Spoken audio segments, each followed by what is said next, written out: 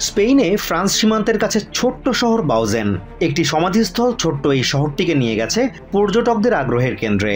দেশের অন্যতম ক্ষুদ্র এই সমাধিস্থলটিতে একটি গাছের নিচে রয়েছে একটি মাত্র সমাধি।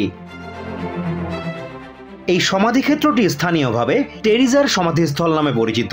নিচু পাথরের বেড়া দিয়ে ঘেরা ছোট্ট জায়গাটিতে কিছু রঙিন ফুল আর একটি সমাধি ফলক আছে। সেখানে লেখা আমার প্রিয় টেরিজাকে, যিনি 10 মে 1916 সালে 33 বছর বয়সে মৃত্যুবরণ করেন। স্থানীয়দের বর্ণনা অনুযায়ী টেরিজা ও তার সঙ্গী ছিলেন আত্মীয়তার সূত্রে চাচাতো ভাই বোন, তাই তাদের বিয়ে করতে হয়েছিল রেজিস্ট্রার অফিসে।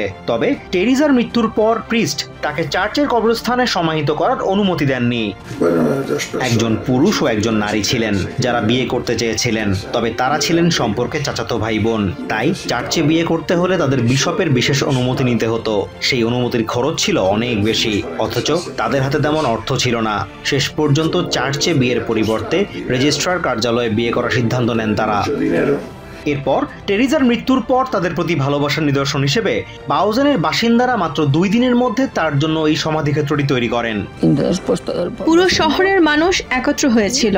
মাত্র 24 থেকে 48 ঘন্টার মধ্যেই তারা এটি তৈরি করে ফেলেছিল। তারা জায়গাটিকে ঘিরে ছোট্ট একটি সমাধিক্ষেত্র বানায় এবং সেখানেই টেরিজাকে সমাহিত করে। প্রায় 100 বর্গমিটার জায়গা জুড়ে থাকা এই ছোট্ট সমাধিক্ষেত্রটি এখন পর্যটন আকর্ষণে পরিণত হয়েছে। স্থানীয় গণমাধ্যম জানিয়েছে, বাসিন্দাদের অনুরোধে স্থানীয় আরান সরকার এটিকে সাংস্কৃতিক সম্পদ হিসেবে স্বীকৃতি দিয়েছে। Azimur Rashid Kanak, TVN 24 news desk. New York থেকে সম্প্রচারিত TVN 24 টেলিভিশন বিশ্বজুড়ে বাঙালির কণ্ঠস্বর।